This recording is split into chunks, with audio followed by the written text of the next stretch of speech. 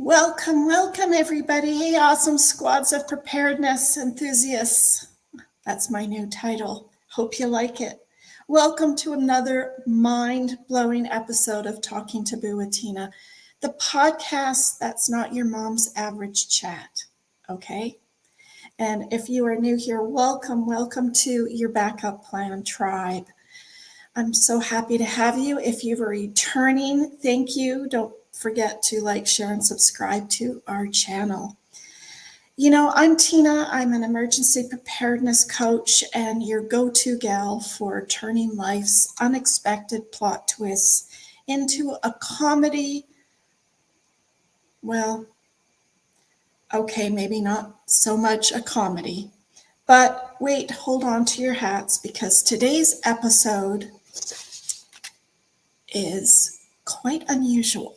As you can tell from the title, Unveiling the Secrets to Thriving After Loss, Homelessness, that's 2, Divorce, 3, and 4, a massive stroke. I cannot believe how strong this beautiful lady is. Elma is coming to us today from New York. And trust me, you won't want to miss the roller coaster of insights, laughter, and maybe a few surprising confessions. Hit that subscribe button, grab your coffee, and let's spill the tea on preparedness. It's about to get real, ridiculously fun, and filled with unexpected twists. So let's get the party started. I'm so excited to have Elma here, and we're going to bring her on in a blink of an eye, basically. In the blink of an eye, life can change dramatically. On our podcast, Talking Taboo with Tina, we delve into these life-altering events with celebrities, authors, and everyday people just like you. You'll also discover your Backup Plan app, a life-organizing tool designed to prepare you for any unexpected circumstance. It's your safety net, taking the sting out of tragedy. Imagine a Plan B that ensures your finances are safe, even in the worst-case scenario. But it doesn't end there. Join our vibrant Facebook group for free webinars on backup planning and secure your future today. We're back. Welcome back, everybody. Let's bring on Elma Thomas here, coming to us from New York. I'm so happy to have her here, and so will you. Welcome, Elma. Welcome. I'm so excited to be here on today. I'm so excited to have you here in any shape or form. Okay. And I'm so happy that you're able to talk about your story. That is probably what the universe has wanted you to do. And I think that's where we're here today. So where did all this craziness story start for you? Well, it all started in 2009, where you hear the words that no parent wants to hear. When the doctor came out to the waiting room and said, "We did all we can do," he didn't make it. And that's when my life took a turn for the worse, because in the midst of that happening, he was only 18. So we don't think that we're going to bury our children. We think that our children are going to bury us.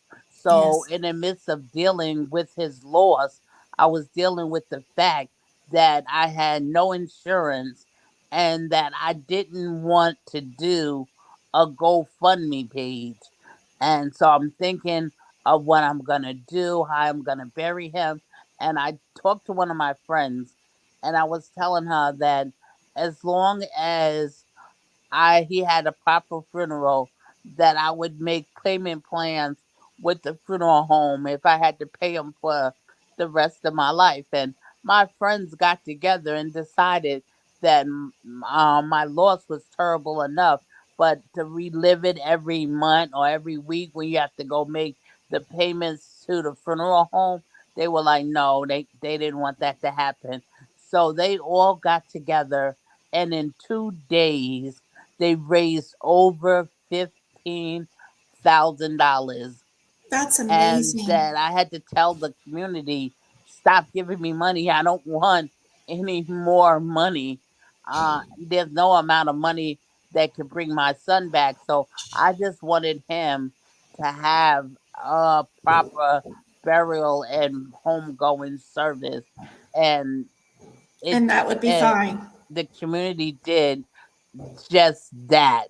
So I tell every parent now, as soon as you have a baby, that you're not thinking about the inedible, but it can happen. So make sure you have some insurance on your children, because on top of the devastating loss of losing them, now you have to figure out how you're going to bury them. GoFundMe funds are not insurance, so they No, don't pay out immediately. You have to wait till people decide to give, if they decide to give. So right. make sure that you have some insurance. And the good thing about that is that when they don't use it, they can use it to go to college. So, Right. it's not like you're wasting money, but you're preparing for your child's future. A lot of people don't want to think about death, they don't want to talk about death, but we have to be prepared for it because it's going to happen and we don't know when.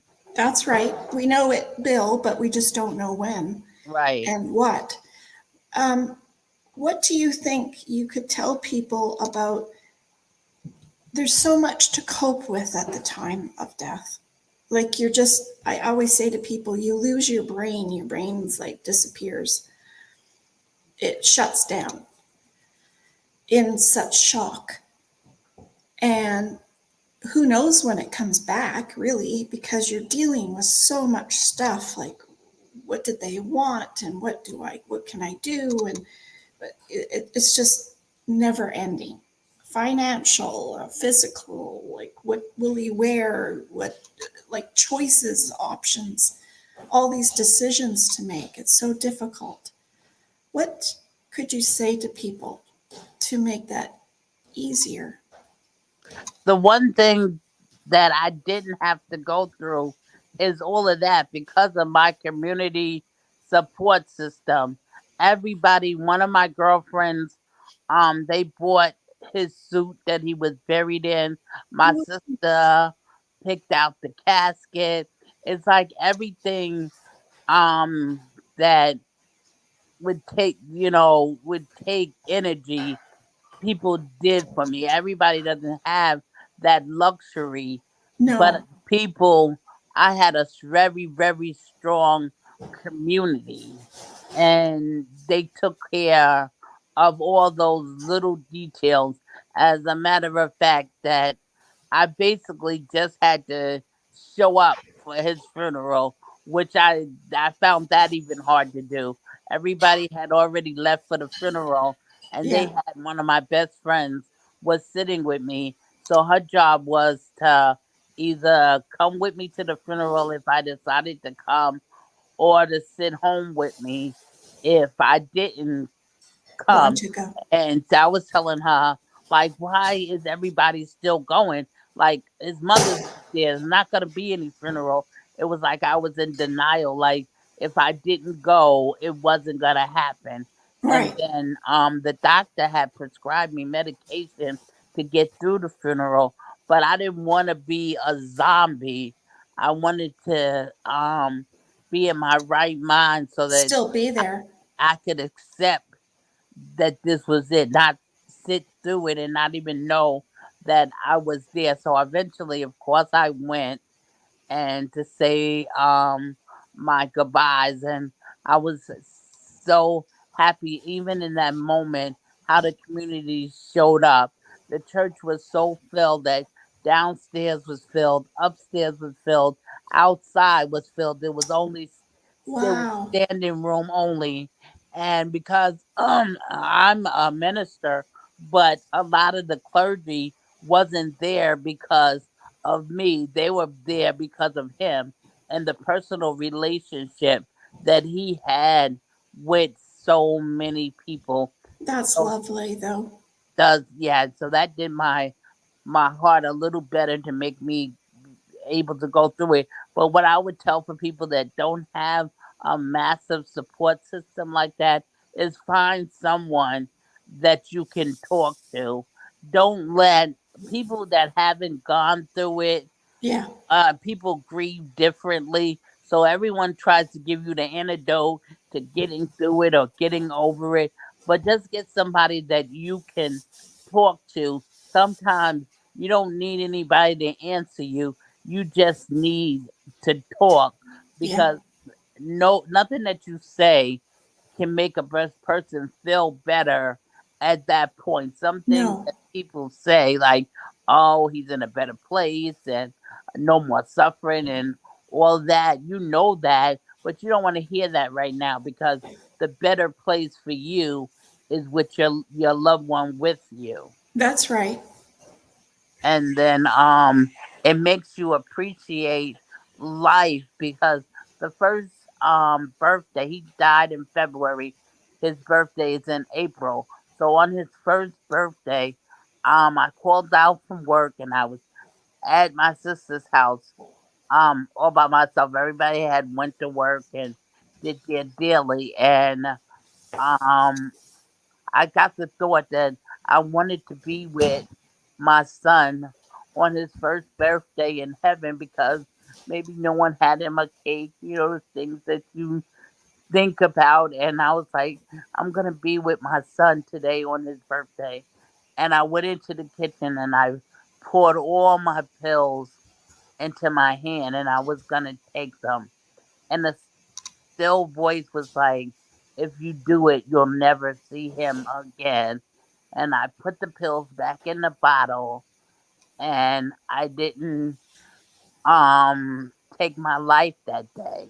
Thank goodness. And or even though I had so many obstacles in my life, I lived through them.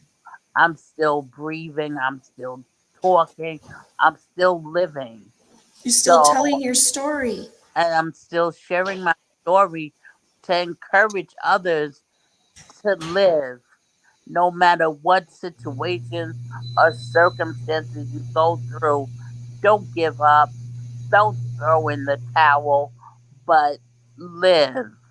And I had to give myself permission to live, because sometimes you feel guilty that you're still living and the person isn't. Then you would think that, okay, life threw her a big curveball.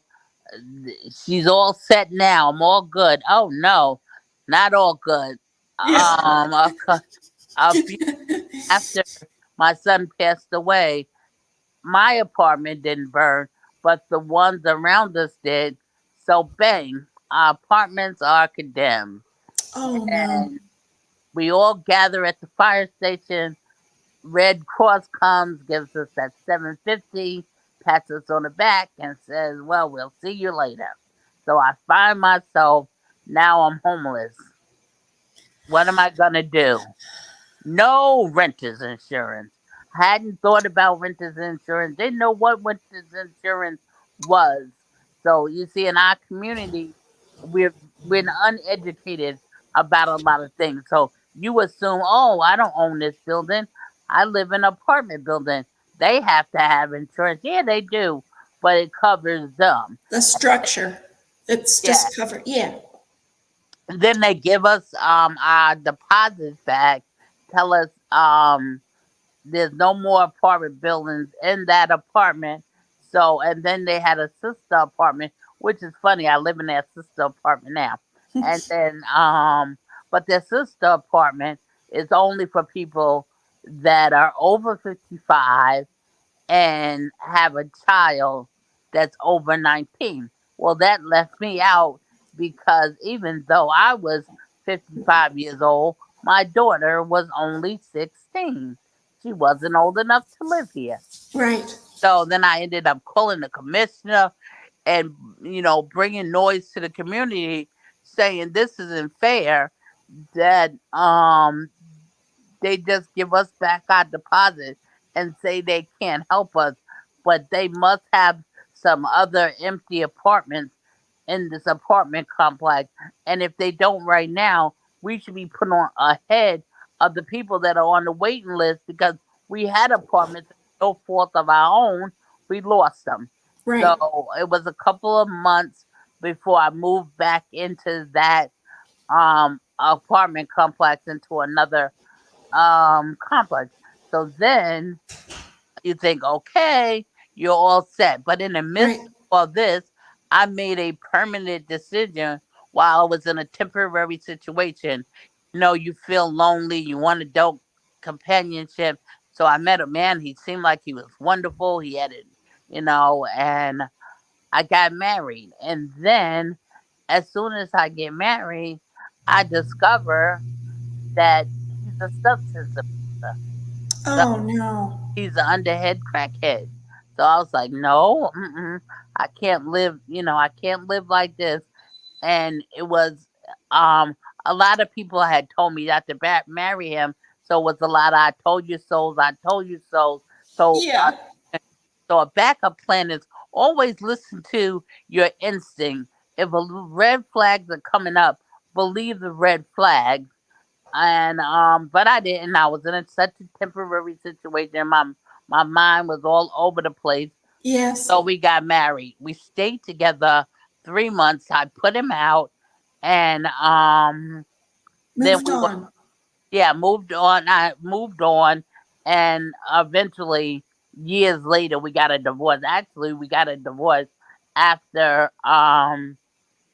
my stroke because I was thinking, oh wait, I'm married to this man. He's my next of kin. I would never want him to have control over my body. So I Yes. the divorce so that all my assets, everything would go to my daughter. So make sure you have your paperwork in order. Especially there's a lot of people that are separated from people for years, but they Yes. have a divorce, and then that person is in charge of what happens to you. Oh, no way. So then you think I'm okay. You done went through the loss of your child. You done went through a fire. You done had a divorce and Divorce. separation. Like what else? But That, can I say amen to what you just said? uh, Amen and hallelujah. Because I tell people all the time, if you're separated and something happens to you, they still have full reign of what they want to do or can do until you actually have those documents signed for a divorce. right. And So sometimes get that's that for spite. organized. Just for spite. They do the Yes, complete opposite of what your family would want just right. because they can. So make That's right. sure you get divorced. If it's separated for years and you're like, oh well, it's nothing. Doesn't Let it matter. be something if one of you passes away first and they're in charge of you. So then after all of this, Yeah. life How is many going. years after that then? Well, I got a divorce while I was in the hospital. Oh, okay. I had the So stroke already when I got the divorce. so how long after your 2009 did you have a I stroke? I didn't have the stroke until 2021, Okay. Right in the midst of COVID. right in the midst of COVID. So then I'm like, life is going great. It's the beginning of A new um chapter. of 2021. Everybody's screaming, "This is the year! This is the year! It's gonna be different. I'm gonna stick to my resolutions. I'm gonna do all this." Then bang, one night I have a massive stroke, and And you were a teacher, right, at the time. yes, So, I've been teaching Head Start for over 32 years. So I had went to work and I came home and I met with a group of prospective authors because I was going to have a master class for people who want to write a book. So I was working all that and screaming, "This is my year." Yeah, it was my year. Then I had a massive stroke and woke up with one side of my body not being able to move and in excruciating pain. I was oh, I was in every time they would come to change me, I would already be screaming because the pain was so bad. And in the midst of all that, um if you have loved ones in the nursing home, even if it's Aunt Sally, Uncle Joe, go check on them, because when they can't take care of themselves and they have nobody to come visit them. I had my family. I had my family. Every time something went wrong, I went on Facebook and I blew up their spot, and they didn't like me because of that. But I said, if you would rectify the situations. I just don't go on Facebook and make up stories. I'm telling about things that actually are happening to me. That people, you said when Good Samaritan Hospital called you, you said you had the facility to take care of me. You knew that I was a two-person assist. Y'all said when y'all took my insurance money, y'all said y'all could do it. But now when y'all are short staffed, who is suffers? Me. I'm laying in the bed, not able to move or go to the bathroom, and I'm laying in my own urine and feces for over 72 hours. Who would you do that? Would you let that happen to your parents? They giving us rotten fruit. I'm allergic to mushrooms, and they put mushrooms in on one of my dishes, Oh, and oh I no. called the nurse and she saw the big mushroom. So when she went down to the cook, he called me a liar. He's like, she's a liar. Now, why would I lie and say there's mushrooms in my soup if there's no mushrooms? And she's trying to show him the mushrooms, but he doesn't want to come look and say it's not no mushrooms. And then when they investigated, he found out that his assistant cook had put mushrooms in the vegetable soup because he had extra mushrooms from the night before. So he put it in the soup. So there was mushrooms. And instead of him coming to apologize, then they're gonna put my name special and all these things. And then I didn't trust them. I was like, if they know what food is mine and he's mad at me for getting in trouble, they could Yeah. do anything to my food. And so my daughter started bringing me food, but you could only bring food for 3 days at a time. And my daughter lived 45 minutes away. Oh, It was two train rides and a bus for her to get to the hospital. So, in the midst of all that, I still, was speaking out for people who couldn't speak for themselves. And they were basically like, mind your business. But I was like, no, if y'all are treating me like this and I can talk and I have family, what are y'all doing to the for poor those that don't. that can't speak out, that don't have family, that don't have anybody to check on them? So I advise anyone that if you have family and you just have to put them in a nursing home, don't abandon them there.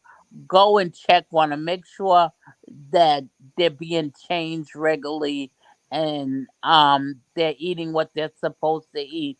Don't let the hospital believe that they don't have anybody. So even if you have to put someone in a nursing home, always have a backup plan that someone will be able to go and visit with them. Like I said, they still, to me, they was still horrible, and I could talk, Yeah. and that they were mad about.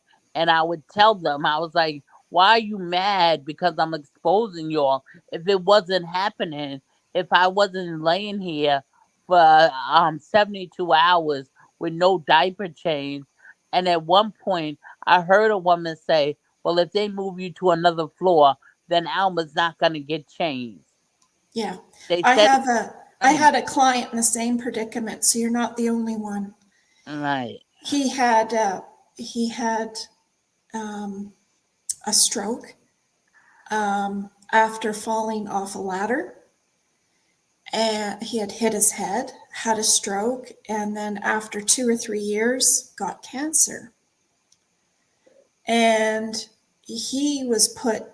She had to work, his wife, so they would come and pick him up and take him to daycare and then bring him back. and he hadn't been changed all day long. So it happens.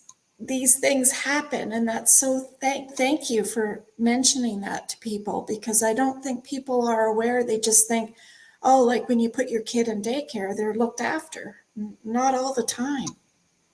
Right, and even in some daycares, like I used to always tell my coworkers that we knew when we took this job that it's a low paying job. You're not gonna make millions of dollars working here.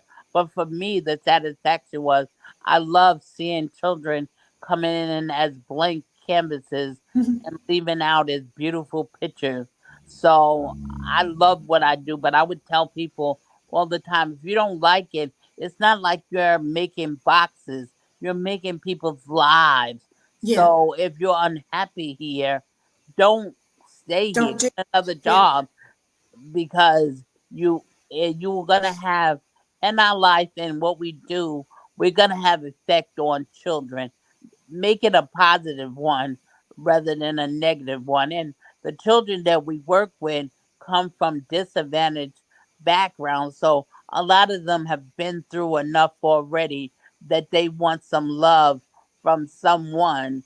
And we have to be the someones that show them love and compassion. And I have children. I was doing this for over 30 something years. So I still have children who contact me on Facebook.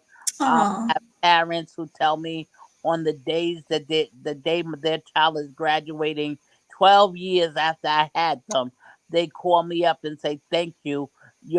Their experience with you made them their school years wonderful because their first experience with school was with you." So I tell people that, and the same thing in the nursing home industry. You're Yeah. not making boxes, you're making people. So you gotta leave your feelings at the door.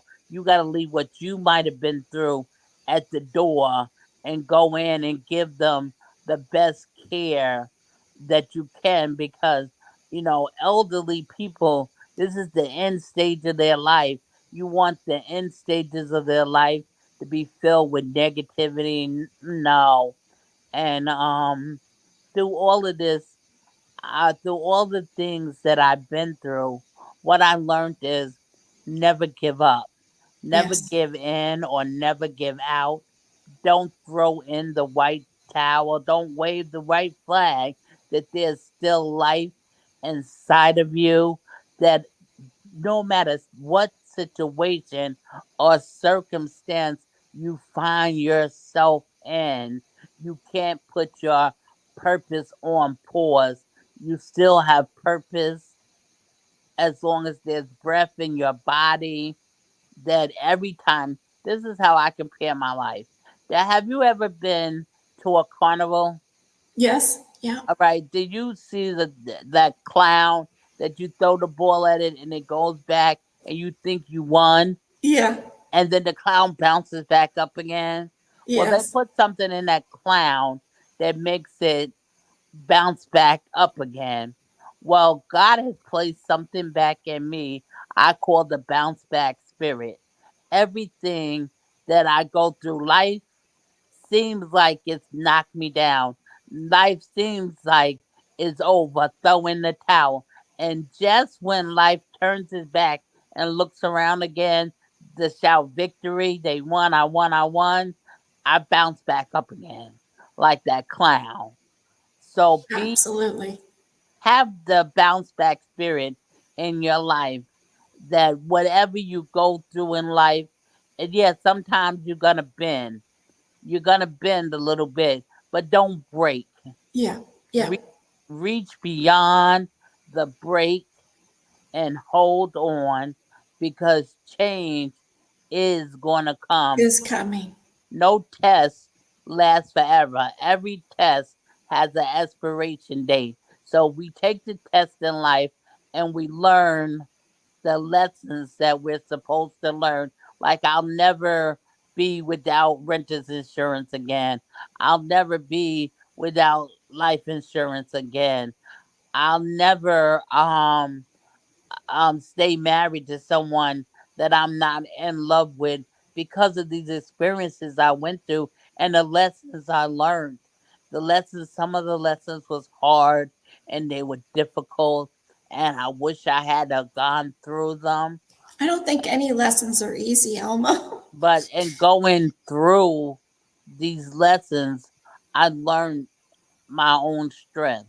When I thought that I didn't have it, like from the very first event in my life when my son passed away, I was like, "There's no way I'm gonna make it through this. There's Yeah, no way I'm gonna see them throw dirt on my baby's face." And yeah, oftentimes you think, "Oh, they're cold and they're lonely," and I had all those thoughts.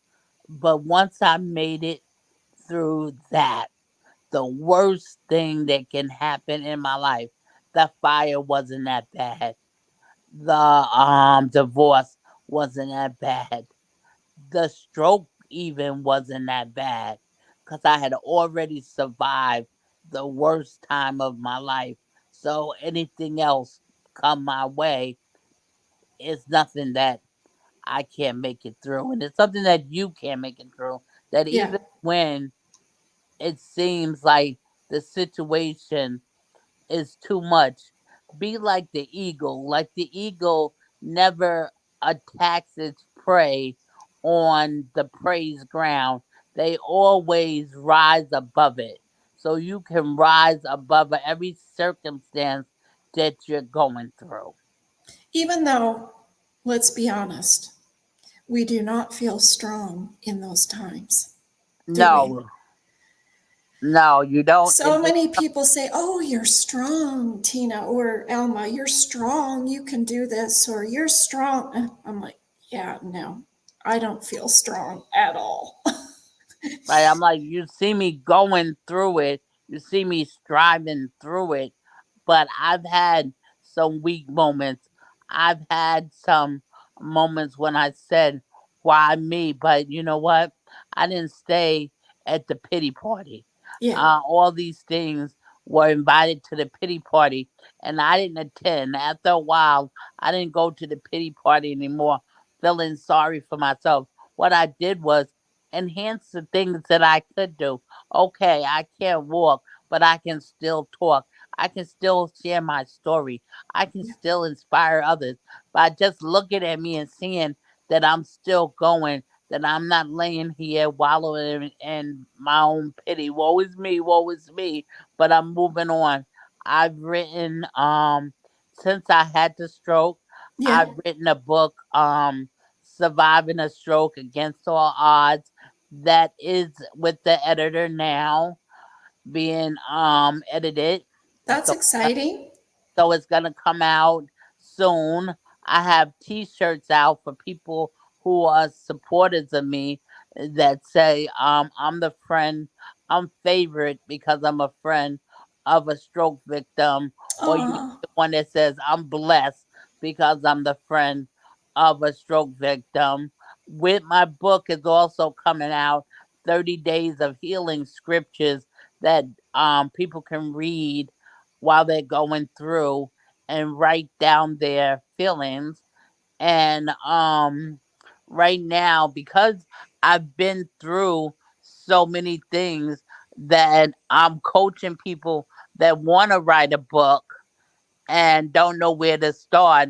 I'm yeah. going to have a master class on writing a book. And then if they want further help from me, then I'm going to be coaching them through writing their book and journaling their feelings, and finding ways in which to survive. One of the ways in which I really, really coped was writing down everything that I was going through.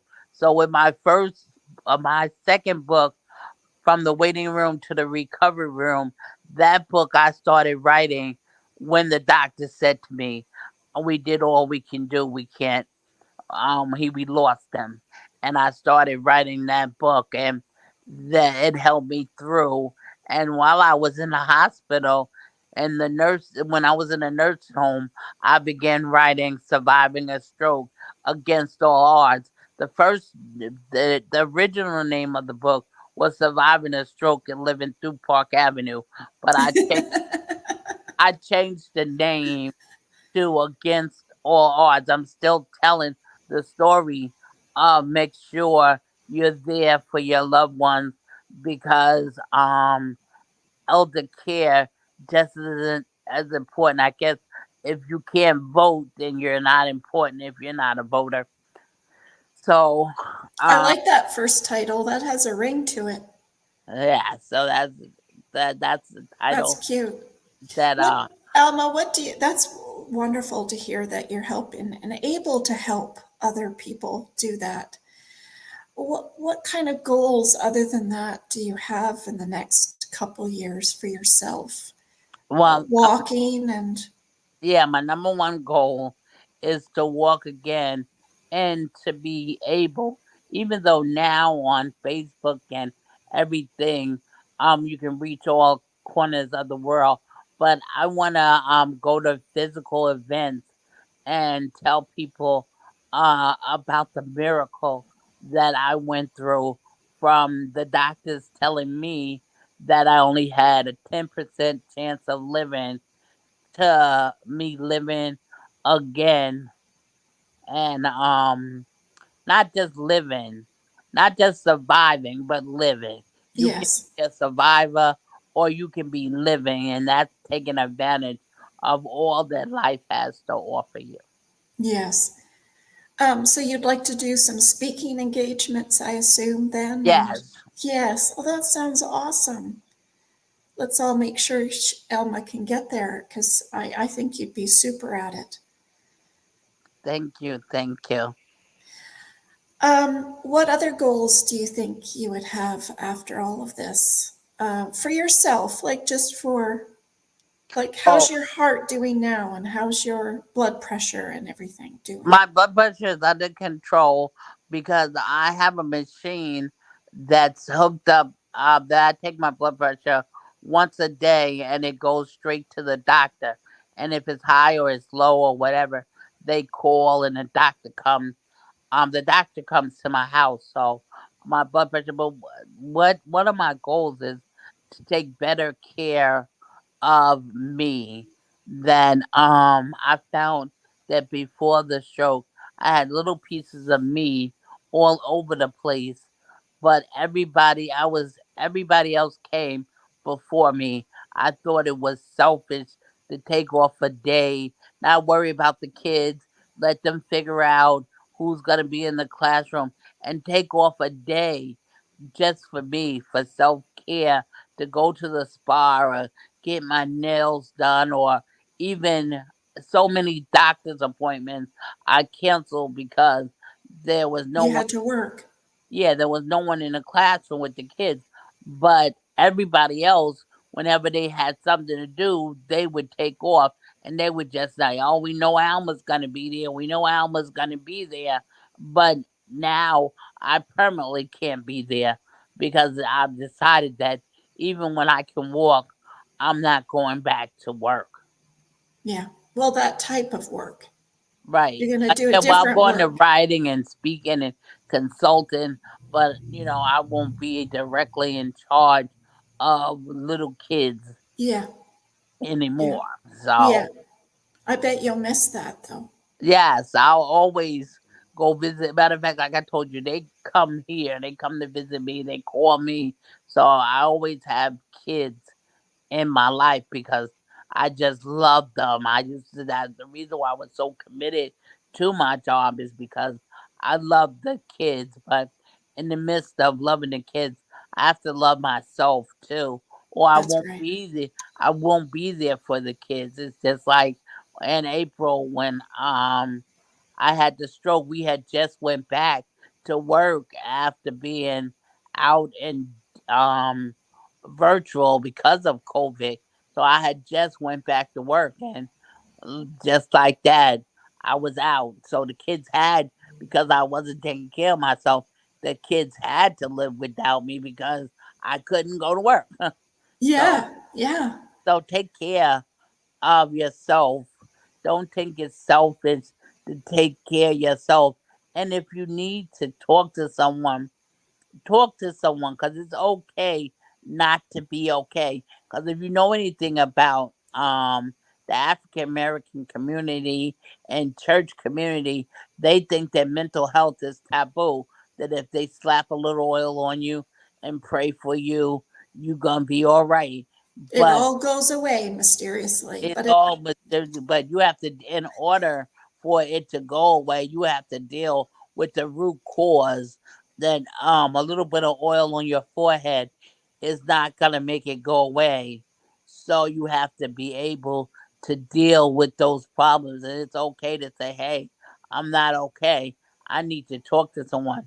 Every pastor is not equipped to deal with your emotions, your right. emotional state. So go to someone who Who who's can? able to help you out of that stage, because when you go through grief, if you get stagnated in any one of those stages, then you're stagnated, and that's when a lot of people commit suicide or committed to mental health institutions because they thought it wasn't okay. It was something wrong with having to take medication. Like, you'll take your high blood pressure medicine, but your depression medicine, your anxiety medicine, they tell you, Isn't throw it right. away, throw it away. Jesus is gonna help you, and slap some oil on you, and then you're wondering why Jesus is not helping me. Like, you're making the situation worse, because now I'm going through all of this, and you're telling me that I'm supposed to be okay. Jesus is supposed to help me, but he Uh, gave the doctors all the knowledge to help you. So go tell somebody, I'm not okay. Take this S off my chest and let me deal with what I'm going through. I think that's lovely because, even celebrities, it doesn't matter who you are, they all seem to have difficulties, and those that do, and they go get help in and out, in and out, in and out. But then just when you think they're okay or they think they're okay, something else happens. Right. So I don't know what the reasoning around that is, like Amy Winehouse and Michael Jackson and Robin Williams, and I mean there's so many celebrities that have had a difficult time and went and got help, but then it just, you need that continual help, I think, no Right. matter. Yeah, it just doesn't stop because you think you're feeling better. Right. It doesn't. It's just like if they give you antibiotics, they tell you finish the whole bottle. Yeah, Like, once you start feeling well, don't stop taking the pill. But it's okay. It's like, once you start feeling better, don't stop talking to people. Don't stop telling people um that I hurt inside, and I feel like nobody understands, because people, like I said, people go through things in a different way. So they tell you what works for them may not work for you. yeah. Are you able to get up and do anything, like go to church or do anything at all, Elma? No, I do all that Online? on Zoom. Yeah. Well, that will be exciting when you can, though, won't it? Yes.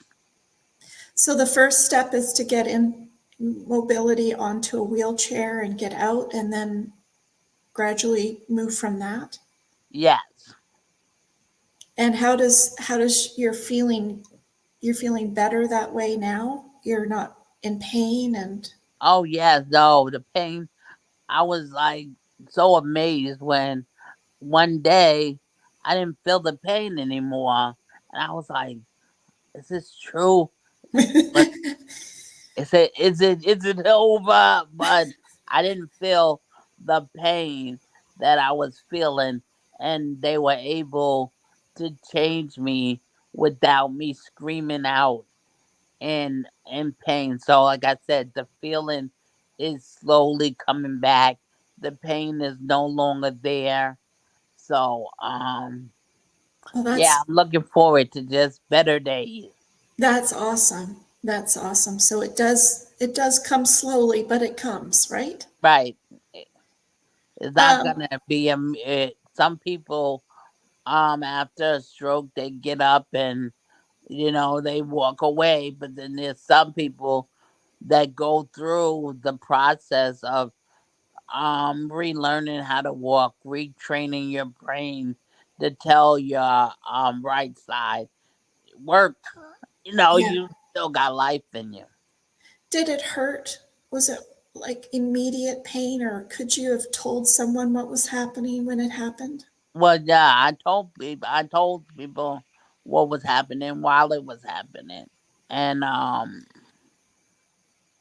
the pain um just got intensely worse after I got to the hospital. So, in a time frame of an hour, it just progressively got really. Yes, But luckily, you got there in time, and they were yeah, able to. That's awesome. Can you imagine being some people like, wasn't it? Trying to think of his name from Three's Company. He hadn't been feeling good all week, and right. Oh, just I don't know. It's real. Jack Ripper. yeah, yeah, But that's not. That's his show's name. yeah. Um, but yeah, that's what I had heard, that he had not been feeling good, like we sometimes don't feel good, and he just put it down to that, and then one day just had a massive stroke or heart attack. I'm not sure which, but Right. yeah. Um, so we do have to watch ourselves and watch our health and be kinder to ourselves. I think for women, though, moms particularly feel very selfish about thinking of ourselves. Right. I'm not sure where that comes from, but it's around the world. I'm sure. It's somehow when you think, I'm just going to sit on the couch and watch movies all day, or whatever suits your fancy that day, just a time out. I think we need it. Right. We need it, and we say like, "Oh, I can be folding clothes. I can be cleaning up, or whatever." And your mind is going 20 things you could be doing, but you need to take that time just to debrief from your busy life, and while the kids are at school, just do nothing. If that makes you happy, stay in bed all day. That makes you happy. You just need to do something to That care makes you happy. that makes you happy. That's for you. Yeah. Whether it's walking on a trail or hiking or writing a book, starting writing your book, or starting a little business on the side, or calling friends, or going get your fingernails done, or whatever it might be. Right. Yeah, we forget those things when we have children, don't we? Just Yeah. it's somehow they come first and we come last. Not sure why that happens that way, but I think the younger generation has it a little bit better that way. Right. They're, I wouldn't say they're selfish, but they do think of themselves a lot more than I know our generation did. Right. Do you find that too, talking to? Yeah. It's like the young parents that we have, they're dropping their kids off and going to the gym. They're dropping their kids if they're not going to work. They're dropping their kids off and they're going to the movies or whatever. They're like, okay, here's my cell phone number. If it's emergency, call me. But I'm off today, so I'm doing me. Yeah, And they do that. They're not worried about running home to cook dinner, this and that. They're doing things for themselves, which is, good to yeah, start that self care at a young age, taking care of you. So, because that unless you're the best you version of yourself, you can't take care of anyone else. That's why, we get burnt out so quickly because we're burning the candle and each end and in the middle. Yeah, It absolutely. burn out. Well, and it hurts our relationships outside and inside the family. It hurts our self Right. and our health, and just it hurts a lot of things that for some reason our generation, we must not, our moms must have taught us differently. Right. I'm not sure what they taught us, but they taught us to keep working, and that were, I guess you weren't anything unless you kept working. I don't know. I know that family comes first. Yes. They Yes. come last. Yes. Isn't that funny how that happened, isn't it? Yes. Did you have any final messages for the listeners? Just my final message for the listeners is that remember that you can't put your life on pause. That matter, no matter what you're going through in life, that you still have purpose. Don't put off for tomorrow what you can do today, because tomorrow is not promised to you. So like you said, if you want to start that business, you want to write that book, you want to write that song, whatever, you want to go back to school, you're never too old to go back to school. Whatever it is that you want to do, don't say I'm going to do it tomorrow or I'm going to do it next year. The next tomorrow's not promised. Next year is definitely not promised. So do whatever you can now. No matter what situation you're in, there's still purpose in you. There's still more life in you. So prepare for the worst, but live your best life. Oh, I couldn't have said it any better. Amen. Amen to that. That's beautiful. That is beautiful. I couldn't have said it any better myself because I say that kind of thing so many times to people. You're not Superman, so don't think you are because you don't know what's around the corner. Right. You really don't. And when it hits you in the face, I always laugh and say Michael Jackson, Mike Tyson says everyone has a plan until you get punched in the face. And that's so true because I guess your plan wasn't really a plan because I'm thinking of fighting. I'm not a fighter, but I imagine that you're having to have another plan in case this happens, or if this happens, or if that happens. So that's how we need to live our lives too, if just in case. Just in case they tell you if plan A doesn't work, try plan B. But even if plan B doesn't work, then try C, D, and E. That's Don't right. just have one thing like this is gonna happen. I know it's gonna happen, and that's it. And then when the storms of life come, like there's some little storms, but there's some big storms like Superstorm Sandy. We wasn't prepared for what the damage that Superstorm Sandy was going to do. So be prepared for the worst case scenario. And then when anything less than that happens, you breathe in like, whew, that's great because Yeah. it could have been this bad. But then you're prepared. You have your extra water, you have your extra food, and you're prepared for whatever happens. So be that way in life. Yeah. Prepare. It's just like I don't know, in Canada, when they say it's going to be a snowstorm, does everybody run to the store and get bread, milk, and eggs? Not really, unless I'm trying to think of, I think it, I think they say a big storm might be coming. It could be rain, it could be flooding, it could be snow, or I know back east, like Quebec or Ontario, they have a lot of ice storms, so they can't get around in that.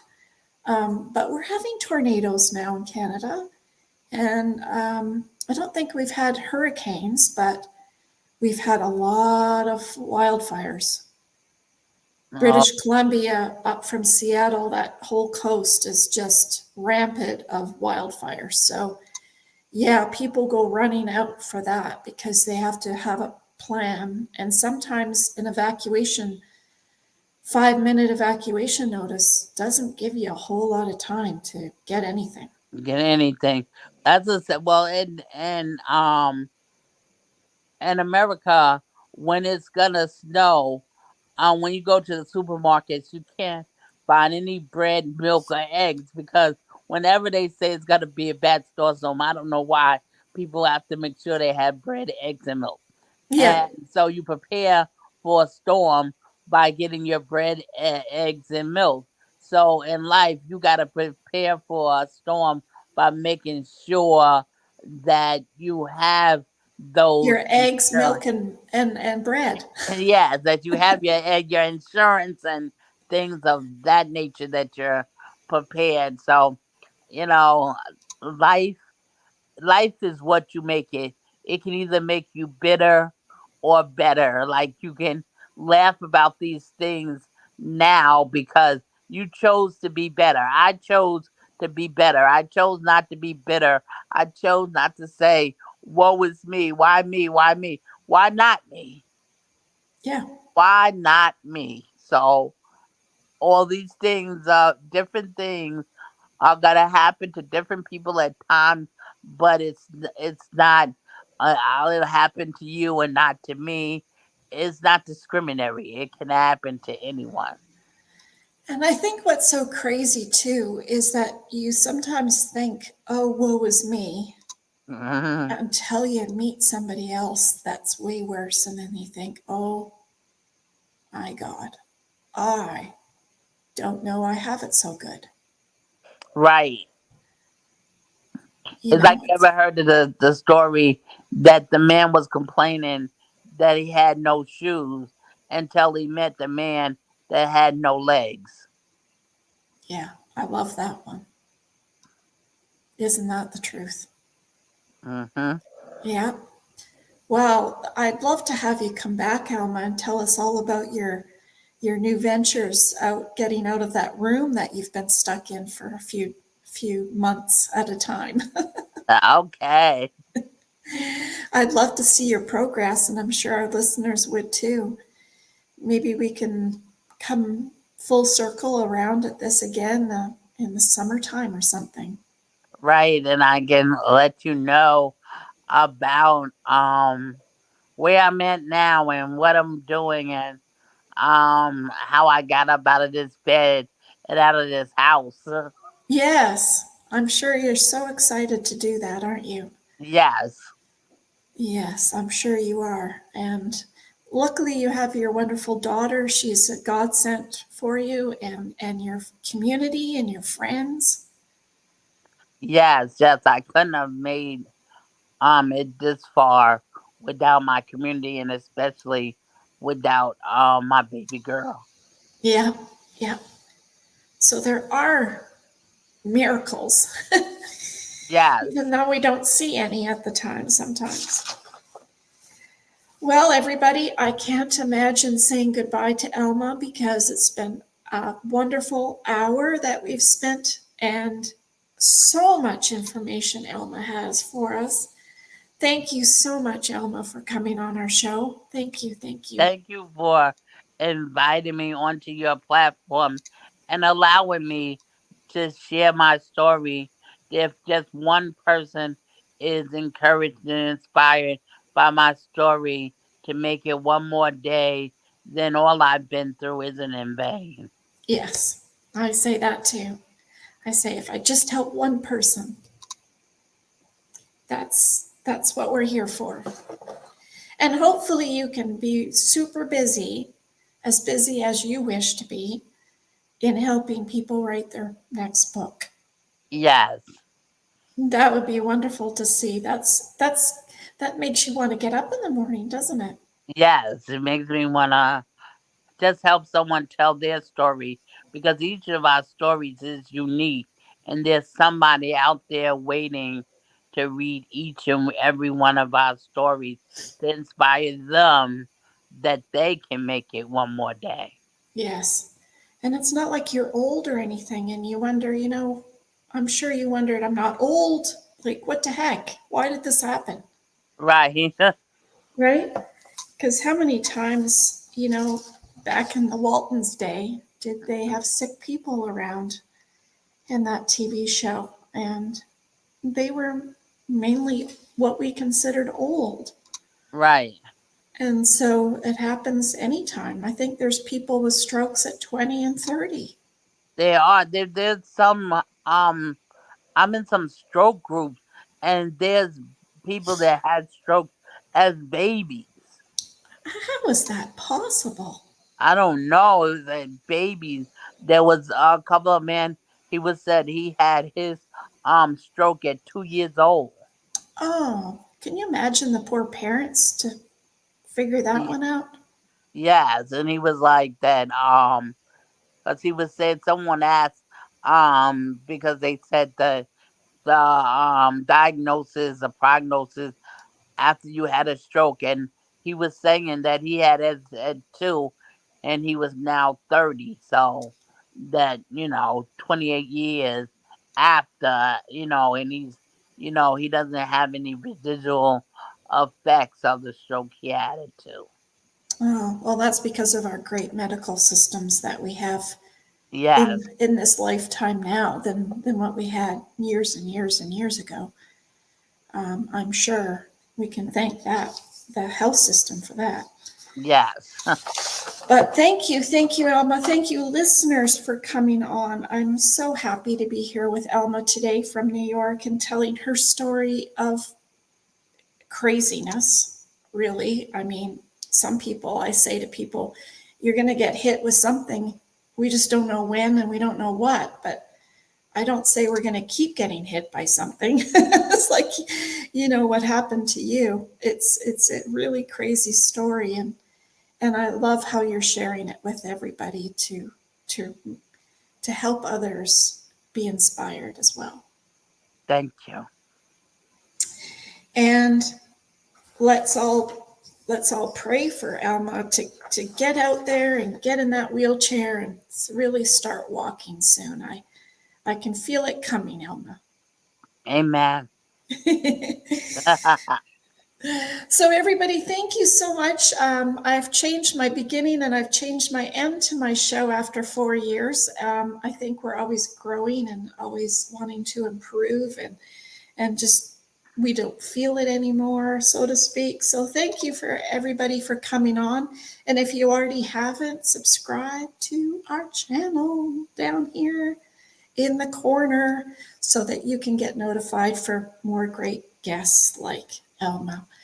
And share it with other stroke survivors, share it with your family and friends, share it with your community so that if you know somebody who is struggling with a stroke or with a homelessness or divorce or anything, then I'm sure Elma has touched on that in our show today. So thank you everybody for coming on to our show. We delve deep into real people conversations about life-changing events on our show. And we believe that preparation, whether financial, spiritual, or physical, can truly transform your perspective, like Elma says. Join us for candid discussions like this, where we share insights and tips, strategies and stories that inspire preparedness and, of course, their new journey. And thank you for coming on. We're not just facing the unexpected, we're embracing it with resilience and a whole lot of heart. So cheers to preparedness and living life on your terms. Thank you for coming. Thank you, Alma, for coming. Thank you. And till next time, stay safe and be kind. Bye, everybody. Bye-bye.